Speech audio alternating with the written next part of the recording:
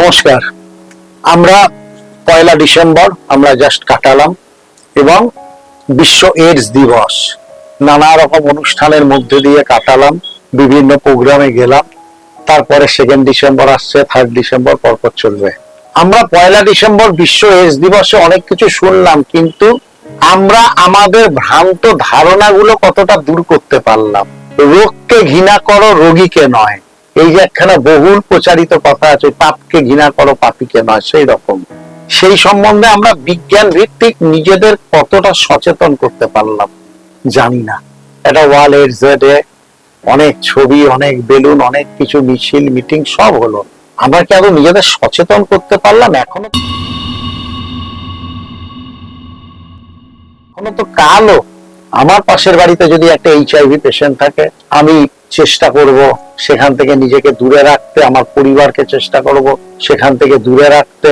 তার কোনো এঁটো খাবার আমরা খাবো না, ইত্যাদি ইত্যাদি নানা রকম তো চলবে। মানে একটা অস্পৃশ্য, যেন একটা এইডস রোগী হচ্ছে সম্পূর্ণ অস্পৃশ্য, অসুচি, সমাজের যেন একটা প্রান্তে পড়ে থাকবে। তাহলে আমার এবার বিজ্ঞান ভিত্তিক ধারণাটাতে আসি। কেমন? HIV, প্রথম জিনিসটা HIV। আমরা শুনি HIV-1, HIV-2, আবার এইডস। আরে ব্যাপারটা কি হয়েছে?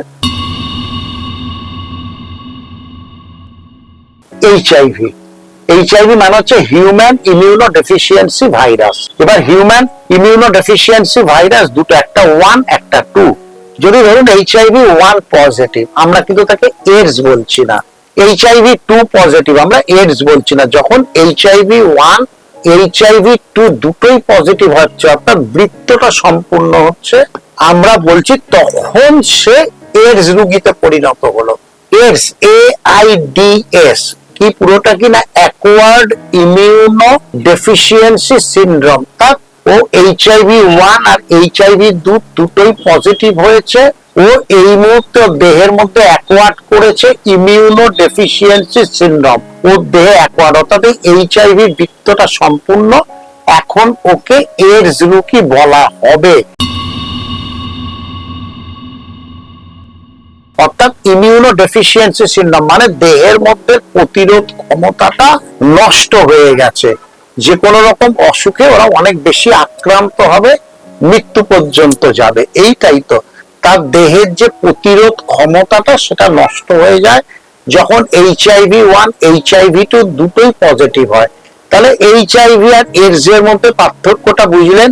HIV-1 আর HIV-2 অর্থাৎ হিউম্যান ইমিউনো ডেফিসিয়েন্সি ভাইরাস, এই দুটো ভাইরাস 1 ভাইরাস 2 যখন একসঙ্গে দেহের মধ্যে বাসা বাঁধে, তখন ওটাকে আমরা শিলমোহর মারছি যে এইবারও এইডস রোগী হিসেবে পর্যবসিত হলো।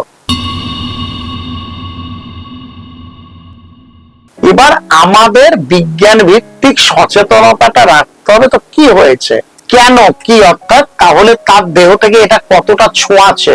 আমি তার সঙ্গে খাবার শেয়ার করলে কি আমার দেহে হবে, নাকি আর কি কি কারণে ওর হাঁচি কাশিতে কি আমার দেহে ঢুকে যাবে? এই ভাইরাসটা কি রকম, এই ভাইরাস বহন করে কি কি?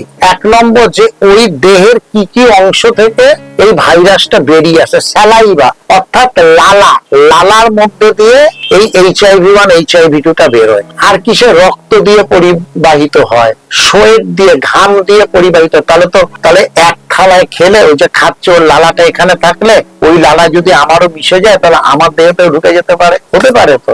আচ্ছা, তাহলে ঘাম একসঙ্গে যদি ঘামে ঘাম মিশে যায়, ওর সঙ্গে যদি আলিঙ্গন করি, ওর ঘাম আমার ঘাম মিশে গেলে তাহলে আমার দেহে তো সংক্রমিত হতে পারে তো, কারণ ওই ঘামের মধ্যে তো HIV আছে, HIV-1 and 2। এবার তাহলে পরের বিজ্ঞানে আসি। HIV-1 HIV-2 যে RNA ভাইরাস, এই RNA ভাইরাসটা যখনই এয়ারে চলে আসছে, অর্থাৎ সালাইভা যখন তার দেহ থেকে বেরোচ্ছে, তাহলে সেটা এয়ারে চলে এলো, বাতাসে চলে এলো সালাইভাটা।